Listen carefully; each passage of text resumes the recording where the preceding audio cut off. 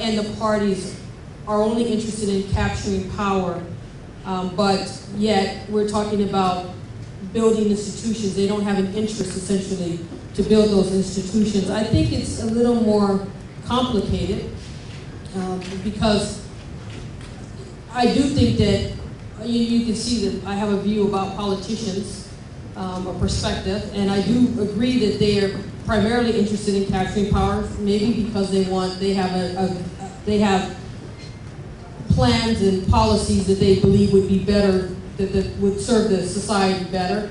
I do think that they, like power as well. But I think that, the work is going on. I mean, they have multiple interests and varied interests. And so it's not just about power all the time, every time. And I'll just mention, for instance, in terms of building institutions, and I'll go to CDD Ghana because we're here with them. They have been working with Ghana's parliament, to help mobilize civil society input into the review and drafting of bills. And so that's one way in which the civil society itself plays a key role in establishing its institutions, and it's not just in the hands of the politicians or the political parties. So strengthening civil society engagement and work is important. CDD Ghana has also helped to collaborate with, anti-corruption commissions on human rights and administrative justice. And so, my answer to you is that politicians have multiple interests at different times.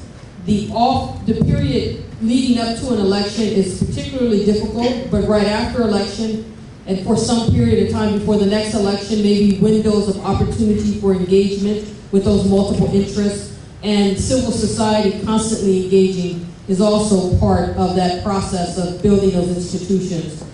I think that how to disseminate the information to the people, again, I think some of it's going on right now, but I think the police have a particularly important role. I mean, as you say, they're the key to the stability and security all the time. Internally, when we talk about state building, normally the military is about defending one's border against foreign enemies, and the police are about trying to maintain law and order and justice internally. And so the police have a very personal, close relationship with the population. And so, I don't know if they have them here in Ghana, but one of the things that I know has been in other countries are codes of conduct for individual police officers that they carry in their pocket, so they can refer to it constantly. They can play a role in talking to the population. I mean, this is very important. The sort of arbitrary use of authority is not very helpful, but reasoning. So I think that that work is already being done. And again, I just fall back on my colleagues, CDD Ghana, but other civil society groups as well. They're getting the information out to the population as well. Influence of Western countries who have ideological similarities with political parties internal to African countries. I don't want to say this in the British Council, but I think that's particularly a European phenomenon. More so than my own experience in the U.S. Our parties, and maybe it's even in that, I'm saying that from the basis of my experience in South Africa, where labor was with labor, right? The Labor Party in South Africa, or the labor aspects of the ANC felt a closer affinity to labor in the UK. The dynamic that I see in Africa where that's true in the US is that most Africans feel greater affinity to Democrats. Somehow they think that the Democratic Party is going to be better for them. And not to be partisan, but I would contest that as a Republican. But I can tell you from the United States perspective, our political parties are not aligning themselves with political parties in other countries. And I think that whether one is a Republican or a Democrat or an independent in our country, because independents are becoming so much more important, our foreign policies are not dictated by party ideology. You know, it's just not our tradition. It could be dictated by countries that we think, or parties that we think in their policies, their articulated policies are going to be more favorable to U.S. interests, right, at any particular moment in time, but that tends to shift. You know, and obviously the one country where they've had a very close relationship is Israel, right? And whether you're a Republican or a Democrat, that special relationship with Israel seems to continue. And then the question of the youth, and I think the question was, how do you deal with youth? How do we deal with politicians who are agitating youth? Was that the question?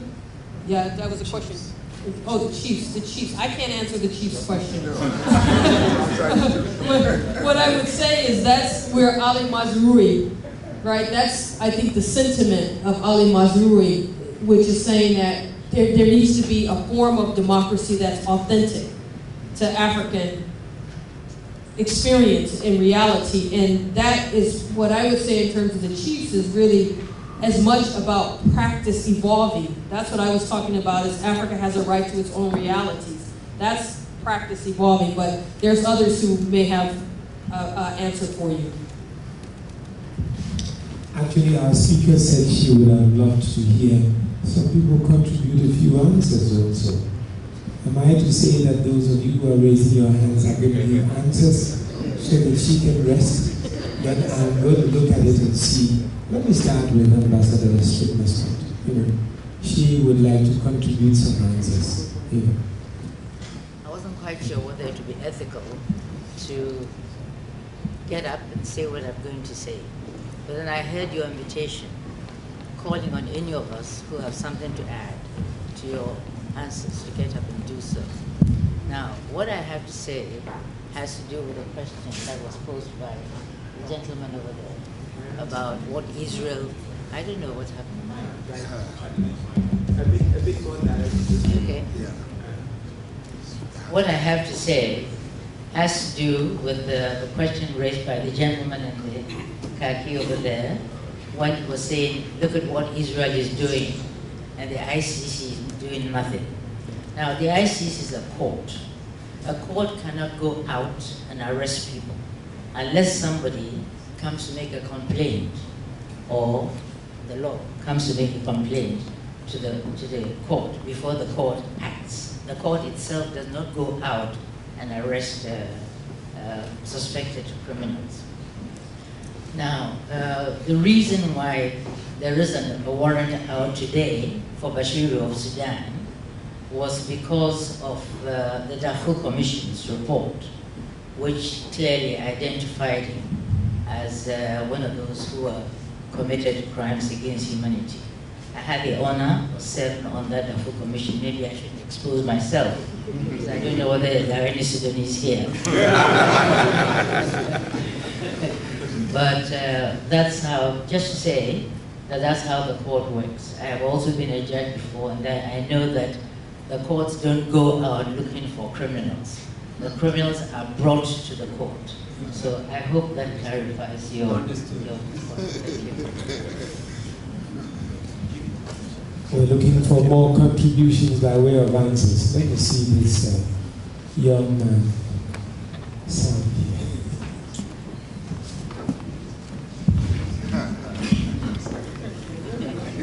My name is Sam Pijeto. Well, I think an issue has been raised on the floor in this question about chieftaincy. Now, our chiefs have been clearly told that they are not to be partisan. Normally, when the word politics is used, I only with reservation, because I said we are all political animals. You can't say someone should not do politics. I think that's nonsense. But the fact is that the chief has a duty and a responsibility to appreciate that they are subjects. That the subjects may belong to different political ideologies. And if he takes sides, then he expects conflict automatically. And this is what they are told quite clearly. Now, Ghana, I believe, is the only country in Africa where the institution has been embodied into the political framework. It doesn't exist anywhere else on the continent.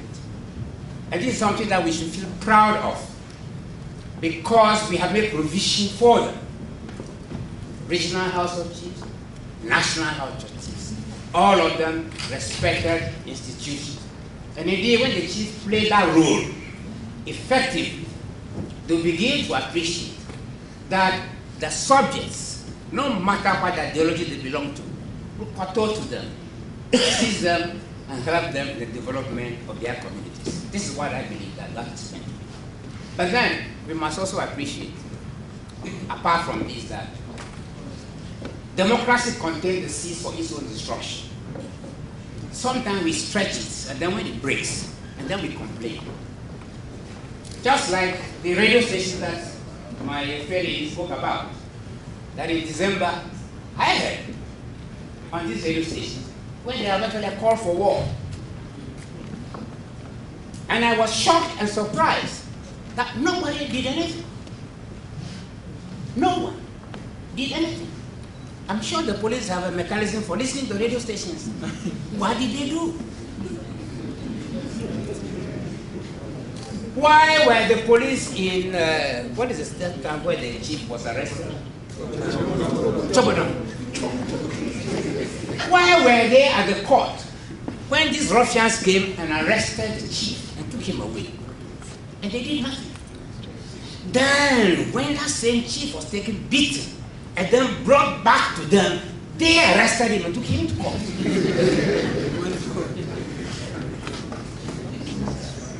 Why were they at the Cocoa Affairs Court 3 days ago when the stones were being thrown? I understand some of them were asked and they say, we don't interfere in court matters. They don't interfere in court matters, yet the police are guarding the judges in the court. So, sometimes when I say the police think I'm taking a spike at them, but I said, no, you misconstrue your role. You are peace officers. That's what you are charged with. Now, if you lack the instruments for your work, ask for it. Ask for it. In fact, make it loud and someone who will support you in interpreting it to ensure that you are provided with the tools for your work. In the same way, we have an institution in this country called Center for Civic Education. And the very issue that he raised, that is their job. They've been assigned this responsibility in the Constitution.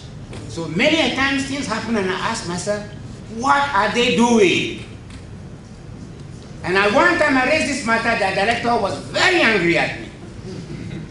Because I said, you do not have the equipments for your work, but the equipments are outside. You mount the platform. Tell me about it.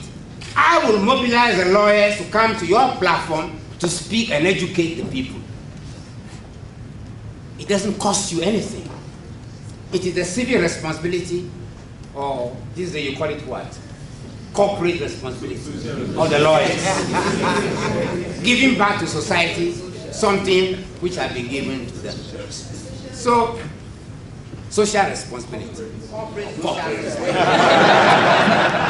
Don't confuse yourself. There are so many words.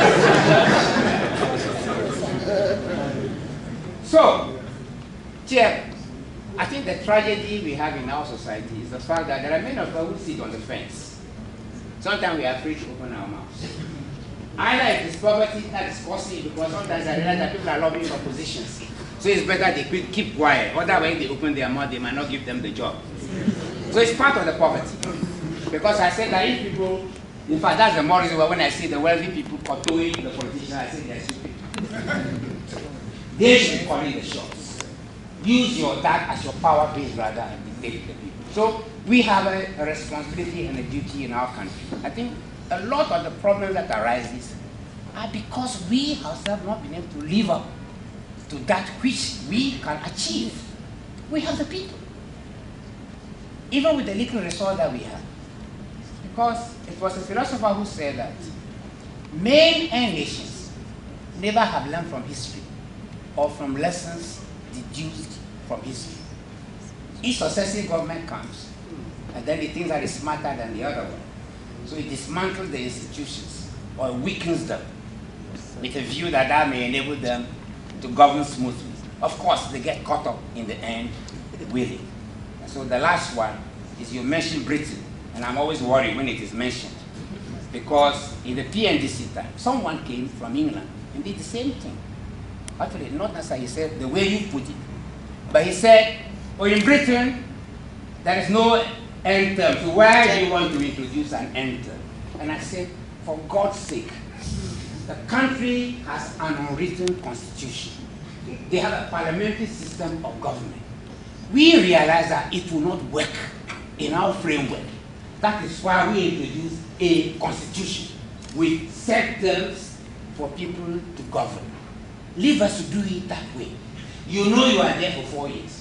If you are lucky, you may have another 4 years. Then it is finished, and it is finished. And then go back and sit down and shut up. And therefore it is finished for my...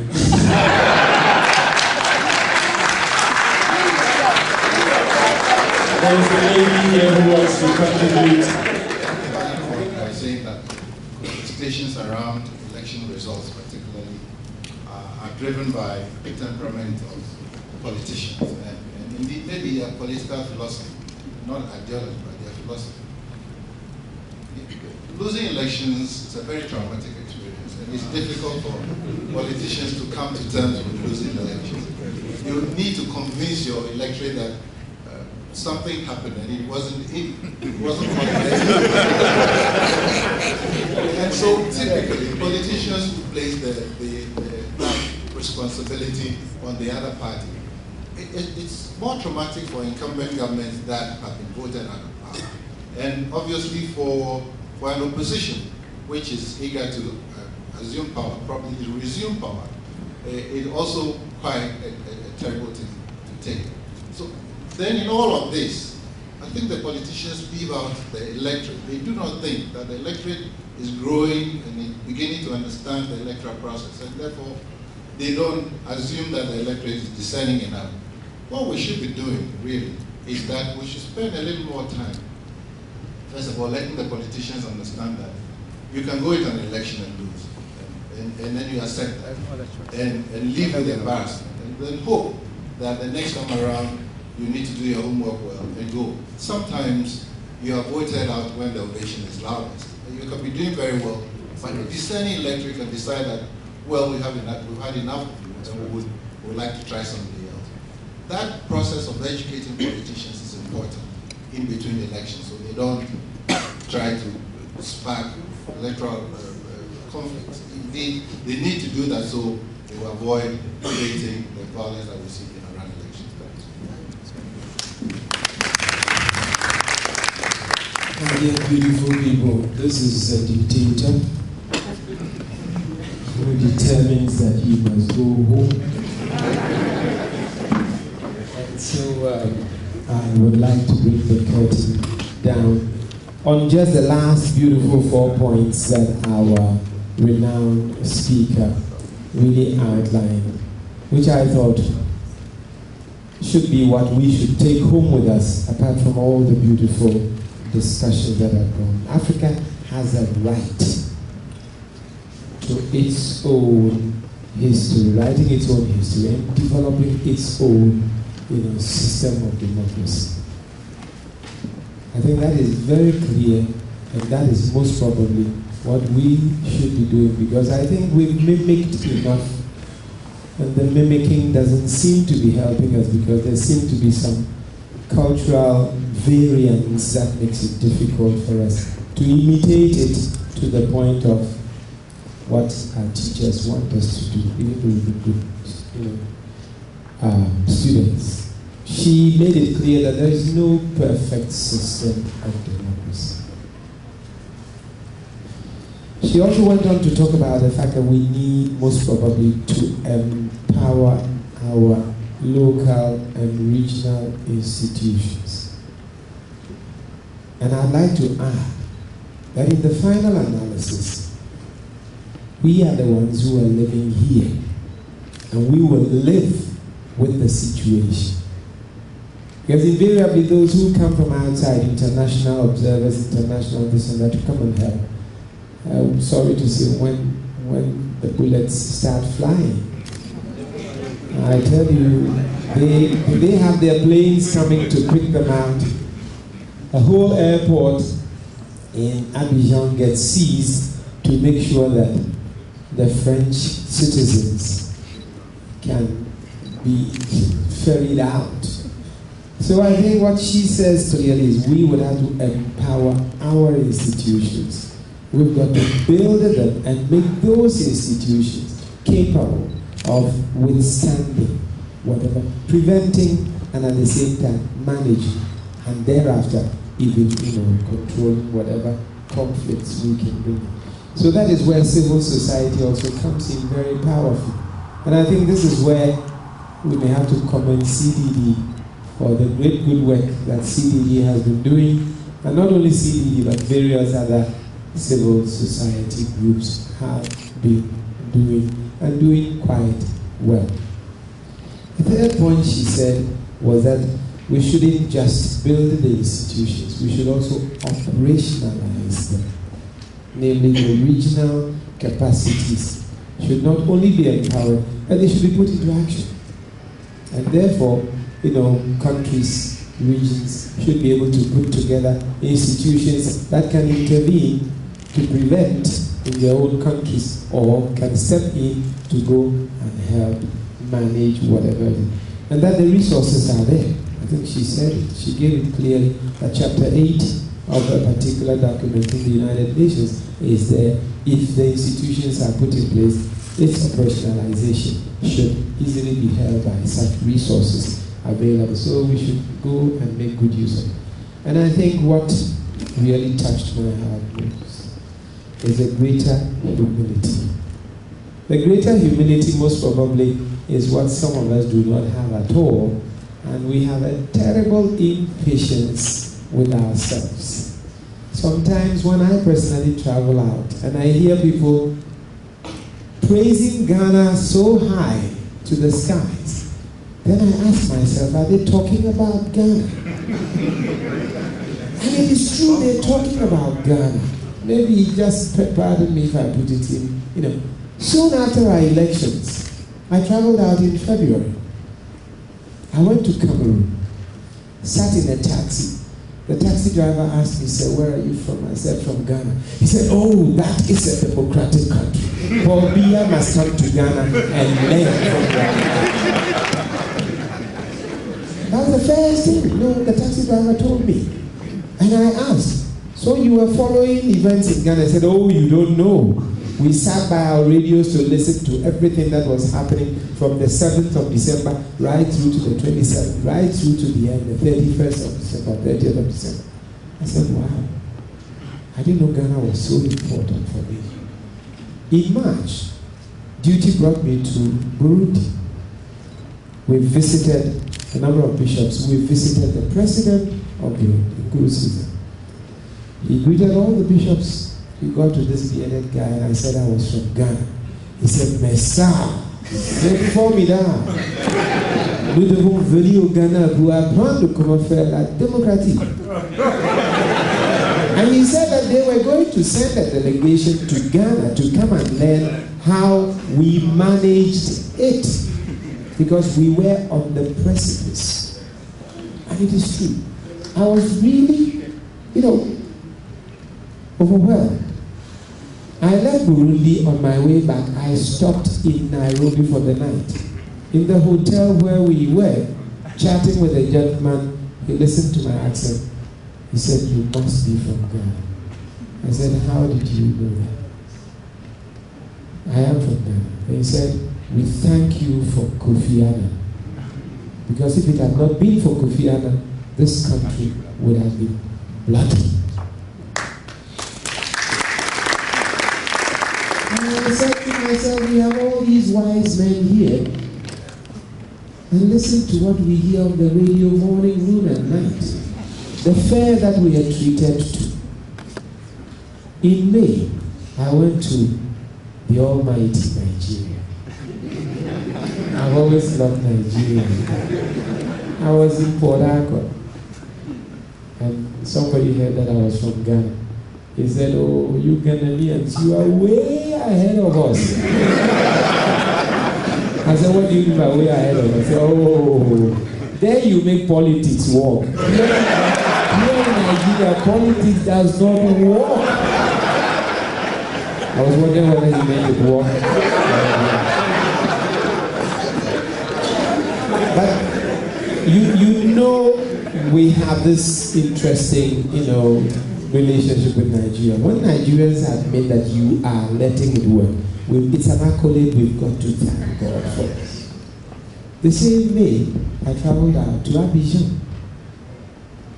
And in Abidjan, they also said, we need to come and learn how you made it. Most probably one of the stories that we would have to tell is this very close work of civil society together with the faith-based organizations. I want to add it. Because the night between the 24th, 25th, 26th, 27th, I am sure many of you were asleep. Some of us were up, moving from one political camp to the other. And at midnight, we could sit with one or the other politician and say, "Look, you better hold your guys in check. But Bishop, can you people guarantee this and that and that?" I say, "You hold yours in check first, and then we will do." You go to the other side. No. If they are not going to, we are not going to. Oh, we are coming with a word from them. They will hold theirs in check. So you hold yours also in check. And I must be honest with you, one of the things we thank God for is maybe the respect that is accorded the faith-based organizations. And my brother there, he knows, he knows it, and I knows it very well, that we shake, that we talk a lot about the various, So we want to thank God for what we have. But I think the final analysis is that, why are we holding this conference? So that we can prepare to prevent what could happen. We can prepare now to prevent what may be possible soon. And that is why we need to work now and not wait till 2003 or 2012. No, this is the time for us to begin the education. And so, this is just a very personal thank you. Thank you for provoking us. Thank you for waking us up, and thank you to CPD for making us up. Thank you. We all agree with me that this has been not just a useful exercise, but an enlightening experience. On behalf of the governing board of CPD, the executive director, and all staff members, I want to thank all of you for honoring our invitation and coming to share your views with us. I especially want to thank the speaker, Dr. Frazier, for taking time off her, I'm sure, very busy schedule to share her thoughts with us on this very important topic.